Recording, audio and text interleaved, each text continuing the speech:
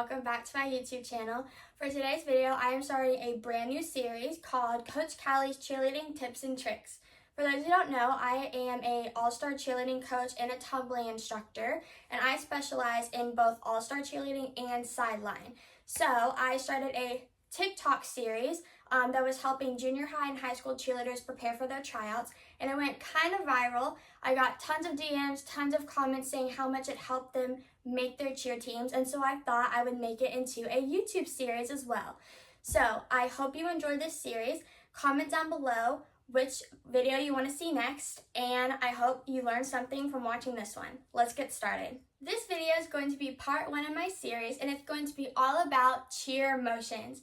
This video is for beginner cheerleaders who have no prior knowledge of any cheerleading motions, or it can also be for returning cheerleaders that just want to brush up on their technique. When it comes to cheer motions, there's a ton of them, and they each have their own name and their own set of technique that you have to follow to correctly execute each of them. When we hit our cheer motions, we're going to be sharp and precise, and we're never going to be fluid. Everything has a purpose and a position. So let's get started. Before we begin going over each cheer arm motion, I want to address how I will be talking about how our fists are going to be facing the front or the back. So I like to call my fists cinnamon rolls when I'm going over cheer motions. My little cinnamon rolls are when my pinky is facing the front, and my big cinnamon rolls are when the thumb area is facing the front. So for example, if I say we're doing a high V and our big cinnamon rolls are going to be facing the front, that means our thumb would be facing the front of the room. The first cheer motion that we're going to be starting with is the most classic motion in all of cheerleading, and it's called the T motion. The T motion looks like this. My arms are completely straight and my big cinnamon rolls are facing the front of the room. Now, everyone has this thing called peripheral vision, which means I can be looking at the camera right here and I can see my dresser over here and my door over here in the side area of my vision. Therefore, when you do your T motion, you want to make sure if you're looking straight ahead, you can still see your arms in your peripheral vision. If you cannot see your arms, they are too far backwards and you need to move them up. Also, notice how my arms are nice and straight and my shoulders are relaxed and down. We never want to have shoulders way up here because we don't want to appear that we are tense. So make sure your shoulders are relaxed and our arms are completely straight. This is the T motion. Motion number 2 and 3 go hand in hand because they are each other's opposite. So there is a lot of opposite pairings in cheerleading. So first we're going to go over the high V. You're going to see this motion a lot, especially in sideline cheerleading. We have our arms completely straight, our big cinnamon rolls are facing the front, and I can still see my arms in my peripheral vision. And our shoulders are completely exposed. We're not too far in and we're not too far out. Because as you can see, all of the motions are pretty similar. So if we have a high V and it's too low, this could be confused for a T motion. Whereas if we go too far in, this could be confused as another motion we haven't gone over yet. So make sure it's right here. Opposite of a high V is a low V. So you're just going to take it down. Our big cinnamon rolls are still facing the front and our arms are still straight and our shoulders are down and relaxed. For these next 3 motions, I'm going to go ahead and pair them together because they're very similar and all it takes to separate them is the drop of your elbows. So we're going to go ahead and go out to our T again. Like I said earlier, everything in cheerleading has an opposite. So we're going to break this apart, and this is called broken T. Now, if you notice, our fist position has changed. It went from big cinnamon rolls out to little cinnamon rolls facing out. My shoulders are still down, they're not tense, and I want you to make sure that your elbows are not drooping in this motion. They're nice and straight in a straight line. Next, we're going to take this motion out to here. This is called buckets. Notice how my fist, my big cinnamon rolls, are facing each other right here, and they're shoulder width apart. Shoulder width apart means they are in line with where my shoulders are. You don't want them to be too far out, you definitely don't want them to cross, and you don't want them to be too high or too low. Shoulder width apart right in front of your body. Now we can change this motion into candlesticks by simply just putting our fist up to the sky. So now our big cinnamon rolls are facing up. So let's go over that again. We have our T. We can break it in half for our broken T. Then we go out into buckets, and then we can flip our hands up to candlesticks. The next cheer motion we have is called daggers. So if we go back to candlesticks for a second, we can quickly go into daggers by driving our elbows down to the ground here.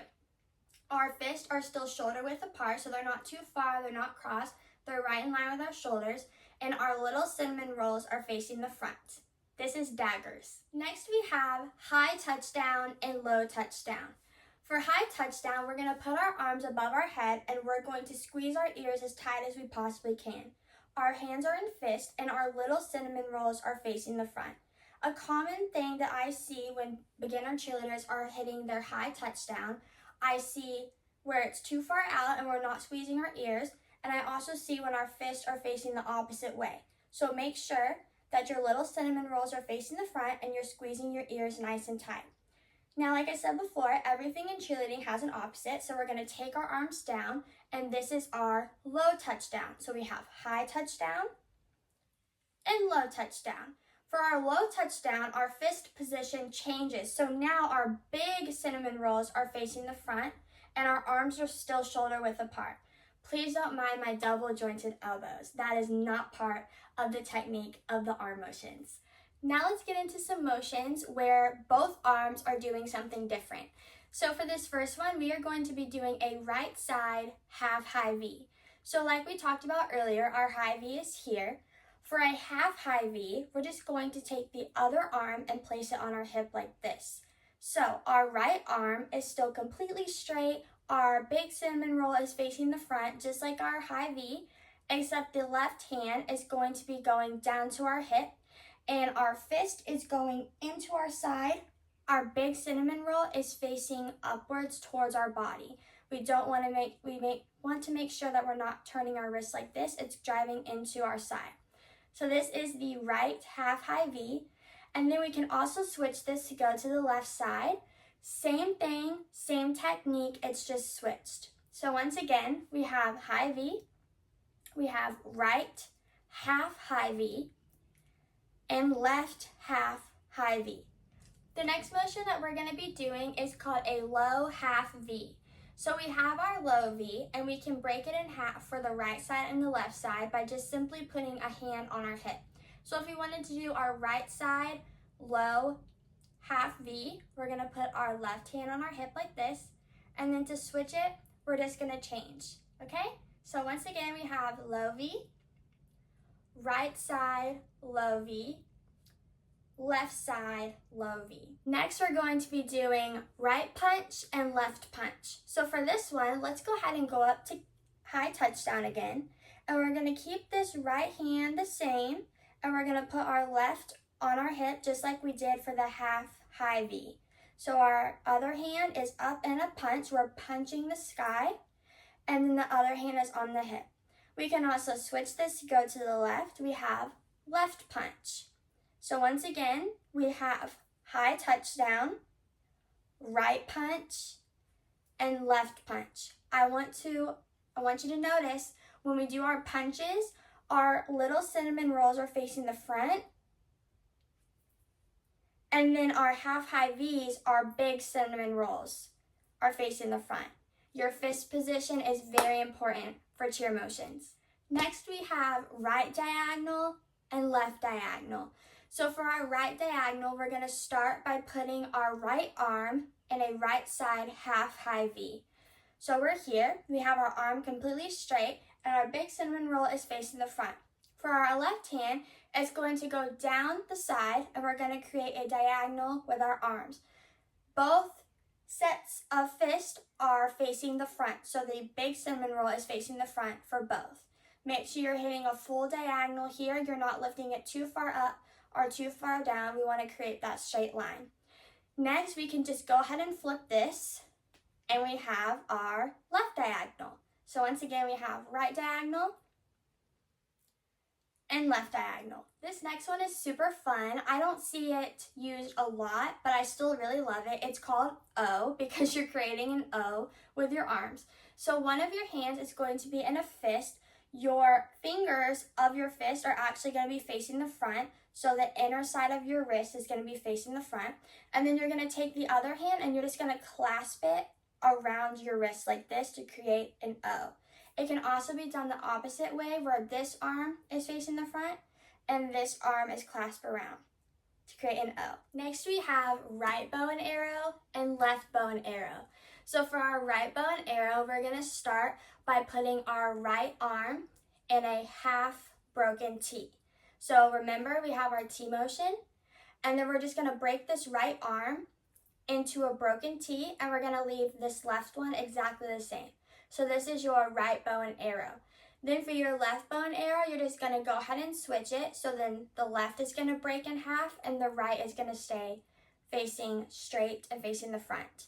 So for whatever arm is bowed, which means is bent, the little cinnamon roll is going to be facing the front, and the arm that's straight is going to have the big cinnamon roll facing the front. So right bow and arrow, left bow and arrow.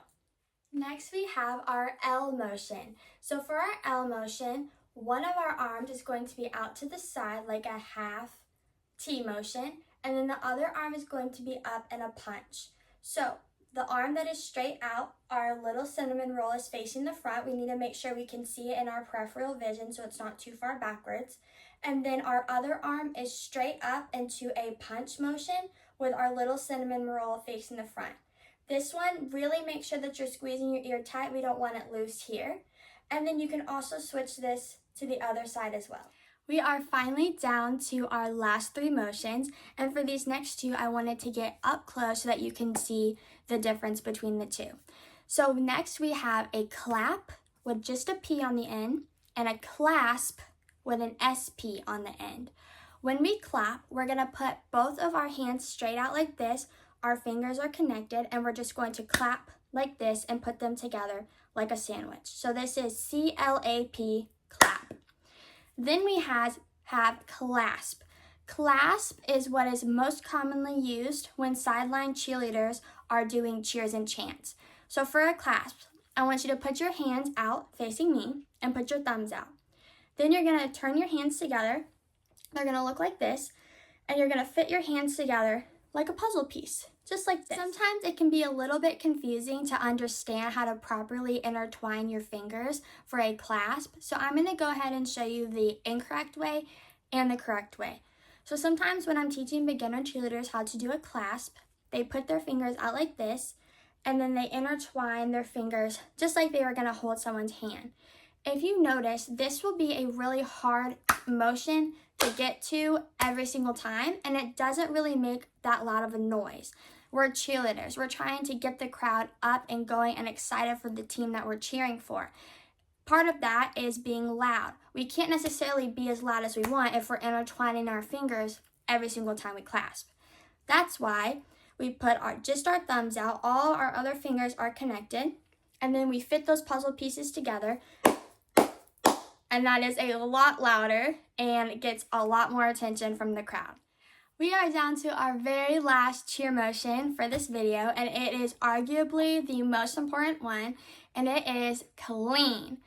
Before you do anything in cheerleading and after you do anything in cheerleading, you're going to clean. It's not very complicated, but I want to make sure that we go over every single part of your clean so that when you get clean, it's perfection. So when we're getting clean for cheerleading, I want to talk about the top half and bottom half separately, and then we're going to put them together. So let's start with the easy part. When we're getting clean, our feet are going to be all the way together, and our knees are going to be together. That's it. That's the bottom part for being clean. Now the top part is a little bit more complicated if you're trying to make it as perfect as possible, okay? So step number one is to put your fingers together and glue them to your sides. I will say some coaches want their cheerleaders to clean to the front, clean to the back, or clean to the side. Make sure you know your coach's preference so that you can clean just the way that they want you to. But for today's video, I'm going to be cleaning to the side. So one of my pet peeves is when I see cheerleaders do spider hands. This is when the fingers are completely out and they're not together. So make sure you have your fingers together no matter if you're going backwards, to the front, or to the side. The next thing we want to do is we want to have our shoulders back. This does not say confident. This says that we're nervous and we're anxious and we're not ready to lead a crowd. We want our chin up and chest back to show that we are ready to lead the crowd to victory. Next, we want to make sure that we have our chin up proud because we want to exude confidence. So if we're cheering down here, automatically our voice is going to be going towards the floor. When we're cheering to a crowd, we want it to go out and beyond the bleachers or whatever crowd we're cheering for. So we want our chin up and chest back so that we can project our voice to the entire audience that is in front of us. So once again, feet and knees together, fingers glued to our sides or wherever your coach would like you to glue them, chest back, chin up, and smile.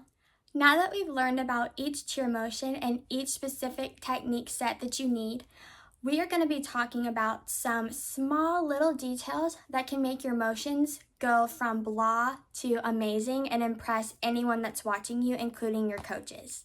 I feel like sometimes when we're talking about cheer motions, we're just talking about the basics, like where your arms go, where your fists are facing, but no one ever really talks about the small things that set you apart. So I'm here to do that. The first thing is having broken wrist. I cannot stand when I see cheerleaders cheering with broken wrist. It irks the inner cheer coach in me, and I just want to make them go straight. So when we're doing our motions, we want to make sure that our wrist is a continuation of our arm. Cheerleading is all about straight lines. Right here you can see that everything about my arm motion is in a straight line. When cheerleaders have broken wrists, they look like this. As you can see, when I bent my wrist in, the straight line stopped at the wrist. We want the straight line to continue, so make sure when you're doing your motions, we're having straight wrists, continuing that straight line, and we're not stopping it at the wrist. This also goes for motions that are in front of you. So if we're doing a candlestick motion, we don't want our wrists broken to where they're going upwards like this. We want them nice and straight. If we're facing the side, this is a nice, pretty straight line. We're gonna ruin it if our wrists are broken. And this goes for every single motion. Even a T, if we break our wrist up or even just slightly, that messes up the straight line. Don't bend your wrist. Keep the straight line. The next thing that I want to talk about is if you are supposed to squeeze your ears, you better squeeze them tight. I don't want to see them. So that when you do motions where you're not supposed to squeeze your ears, there's a vast difference in between. For example, if you're doing a high touchdown, you're supposed to be squeezing your ears as tight as you can. If you're sloppy and you look like this could either be a sloppy high touchdown or a sloppy high V. Make sure if you're supposed to be squeezing, you're squeezing so that when you go out to that other motion, it's very noticeable that you're doing two different things. One of the most important things about cheer arm placement and cheer motions is how you hit them with purpose. Every single motion has its very own count and its very own purpose for hitting it. For example, if I'm hitting a T motion, I want to hit it like there's a wall behind me that I'm trying to hit. We don't want to be fluid with our motions, okay? So when you're practicing, I want you to pretend that there's a wall behind you and you're trying to hit the wall every single time you hit a motion, okay? We never want to just slowly go into those motions. We always want to be sharp and precise. The same rule applies when we're clasping and clapping our hands. The purpose of clasping and clapping our hands is to get the crowd's attention. We're not going to get the crowd's attention if we clasp very small and not very sharp. We want to be sharp and precise, and we really want to make sure that we're cupping our hands so that when they meet together, that pocket of air is there to create that loud sound that we want. Clapping is not going to be as loud, but when we clap, we want to make sure it's really super tight. If we're going out from a low clap, we want to make sure that we're hitting every low motion sharp, clap, sharp, clap. Same thing from up high, sharp, up, sharp, up. The last thing I want to mention is that when you're hitting cheer arm motions, you never want to take so long to get to the next one. When we hit something, it's immediately. So for example, if we're doing a cheer and I'm supposed to go from a high V to a low V, I want to hit. It barely took me any time to get through those two motions. We don't want to hit something and then take forever to hit the next thing. There shouldn't be any transitional time in between the motions. For example, this is one, boom, boom.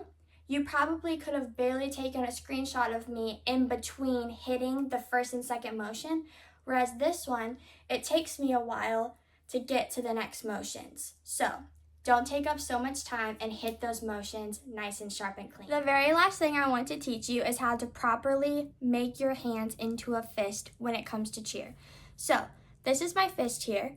My thumb is tucked under my fingers and it's not sticking out like this. We never want it to stick out our thumb, but we also don't want to stick it in between our hands because this is going to be a really hard position to hit when we're trying to change motions quickly. So we just put that thumb under our fingers so that it's not sticking up here. All right, guys, that is it for my very first video in my Coach Callie's Cheerleading Tips and Tricks series.